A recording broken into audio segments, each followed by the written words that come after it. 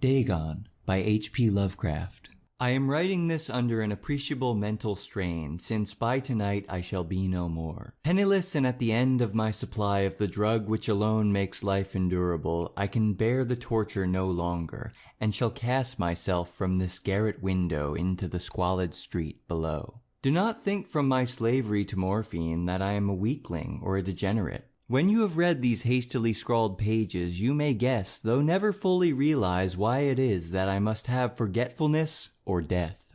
It was in one of the most open and least frequented parts of the broad Pacific that the packet of which I was supercargo fell a victim to the German sea raider. The Great War was then at its very beginning, and the ocean forces of the Hun had not completely sunk to their later degradation, so that our vessel was made a legitimate prize, whilst we of her crew were treated with all the fairness and consideration due us as naval prisoners. So liberal indeed was the discipline of our captors that 5 days after we were taken I managed to escape alone in a small boat with water and provisions for a good length of time. When I finally found myself adrift and free, I had but little idea of my surroundings. Never a competent navigator, I could only guess vaguely by the sun and stars that I was somewhat south of the equator. Of the longitude I knew nothing, and no island or coastline was in sight. The weather kept fair, and for uncounted days I drifted aimlessly beneath the scorching sun, waiting either for some passing ship or to be cast on the shores of some habitable land. But neither ship nor land appeared, and I began to despair in my solitude upon the heaving vastness of unbroken blue. The change that happened whilst I slept. Its details I shall never know, for my slumber, though troubled and dream-infested, was continuous. When at last I awaked, it was to discover myself half sucked into a slimy expanse of hellish black mire which extended about me in monotonous undulations as far as I could see, and in which my boat lay grounded some distance away. Though one might well imagine my first sensation would be of wonder at so prodigious and unexpected a transformation of scenery, I was in reality more horrified than astonished. For there was in the air and in the rotting soil a sinister quality which chilled me to the very core. The region was putrid with the carcasses of decaying fish, and of other less describable things which I saw protruding from the nasty mud of the unending plain.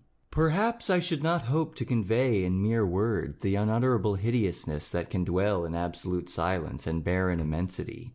There was nothing within hearing, and nothing in sight save a vast reach of black slime. Yet the very completeness of the stillness and the homogeneity of the landscape oppressed me with a nauseating fear. The sun was blazing down from the sky, which seemed to me almost black in its cloudless cruelty, as though reflecting the inky marsh beneath my feet. As I crawled into the stranded boat, I realized that only one theory could explain my position. Through some unprecedented volcanic upheaval, a portion of the ocean floor must have been thrown to the surface, exposing regions which for innumerable millions of years had lain hidden under unfathomable watery depths. So great was the extent of the new land which had risen beneath me that I could not detect the faintest noise of the surging ocean, strain my ears as I might. Nor were there any seafowl to prey upon the dead things. For several hours I sat thinking or brooding in the boat, which lay upon its side and afforded a slight shade as the sun moved across the heavens.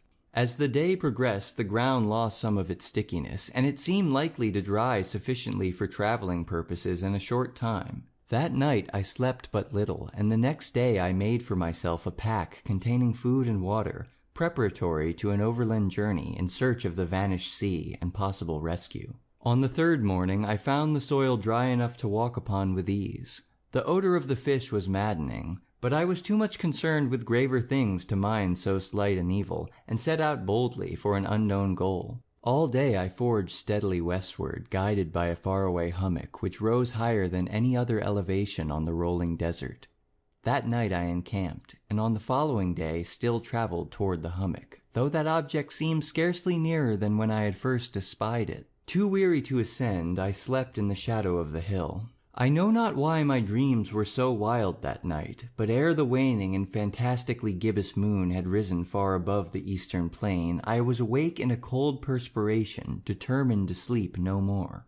Such visions as I had experienced were too much for me to endure again, and in the glow of the moon I saw how unwise I had been to travel by day. Without the glare of the parching sun, my journey would have cost me less energy. Indeed, I now felt quite able to perform the ascent which had deterred me at sunset. Picking up my pack, I started for the crest of the eminence. I have said that the unbroken monotony of the rolling plain was a source of vague horror to me, but I think my horror was greater when I gained the summit of the mound and looked down the other side into an immeasurable pit or canyon, whose black recesses the moon had not yet soared high enough to illumine. I felt myself on the edge of the world, peering over the rim into a fathomless chaos of eternal night. Through my terror ran curious reminiscences of Paradise Lost and of Satan's hideous climb through the unfashioned realms of darkness. As the moon climbed higher in the sky, I began to see that the slopes of the valley were not quite so perpendicular as I had imagined.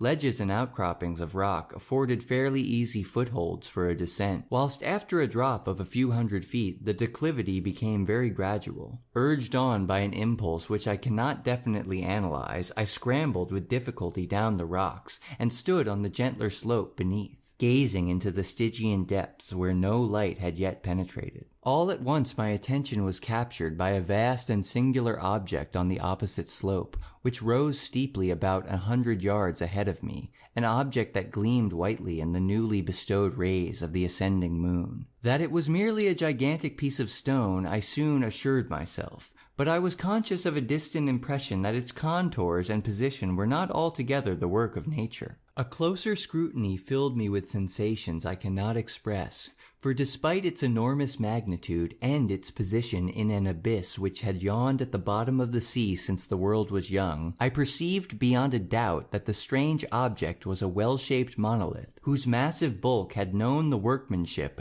and perhaps the worship of living and thinking creatures. Dazed and frightened, yet without a certain thrill of the scientist's or archaeologist's delight, I examined my surroundings more closely. The moon, now near the zenith, shone weirdly and vividly above the towering steeps that hemmed in the chasm, and revealed the fact that a far-flung body of water flowed at the bottom, winding out of sight in both directions, and almost lapping my feet as I stood on the slope. Across the chasm, the wavelets washed the base of the cyclopean monolith, on whose surface I could now trace both inscriptions and crude sculptures. The writing was in a system of hieroglyphs unknown to me, and unlike anything I had ever seen in books, consisting for the most part of conventionalized aquatic symbols such as fishes, eels, octopi, crustaceans, mussels, whales, and the like. Several characters obviously represented marine things which are unknown to the modern world, but whose decomposing forms I had observed on the ocean-risen plain. It was the pictorial carving, however, that did most to hold me spellbound. Plainly visible across the intervening water, on account of their enormous size, were an array of bas-reliefs whose subjects would have excited the envy of a Doré. I think that these things were supposed to depict men, at least a certain sort of men, though the creatures were shown disporting like fishes in the waters of some marine grotto, or paying homage at some monolithic shrine which appeared to be under the waves as well. Of their faces and forms I dare not speak in detail, and the mere remembrance makes me grow faint. Grotesque beyond the imagination of a Poe or Bulwer, they were damnably human in general outline, despite webbed hands and feet, shockingly wide and flabby lips, glassy, bulging eyes, and other features less pleasant to recall. Curiously enough, they seem to have been chiseled badly out of proportion with their scenic background, for one of the creatures was shown in the act of killing a whale represented as but little larger than himself. I remarked, as I say, their grotesqueness and strange size, but in a moment decided that they were merely imaginary gods of some primitive fish or seafaring tribe. Some tribe whose last descendant had perished eras before the first ancestor of the Piltdown or Neanderthal man was born. Awestruck at this unexpected glimpse into a past beyond the conception of the most daring anthropologist, I stood musing whilst the moon cast queer reflections on the silent channel before me. Then, suddenly, I saw it.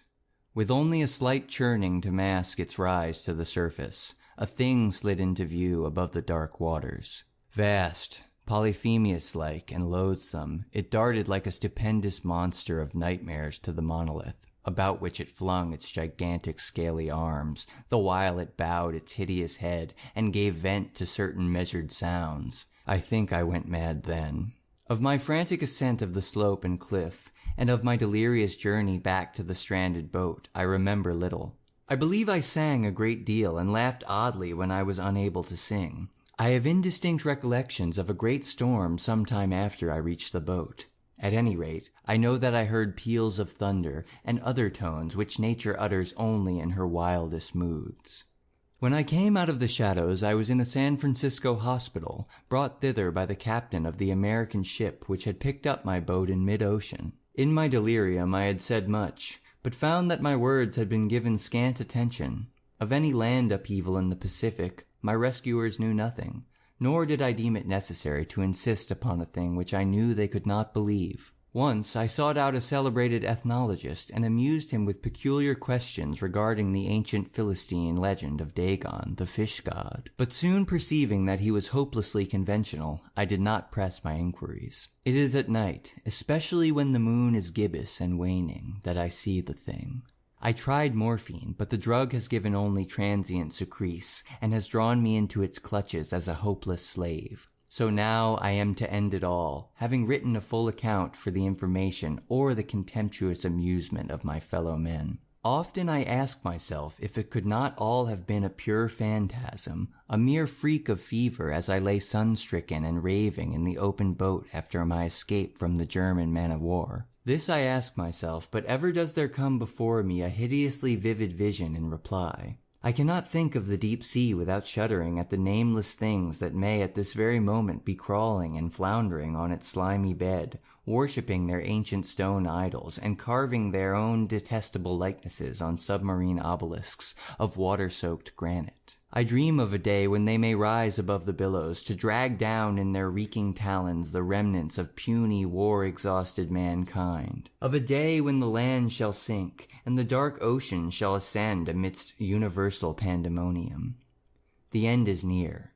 I hear a noise at the door, as of some immense slippery body lumbering against it. It shall not find me. God, that hand!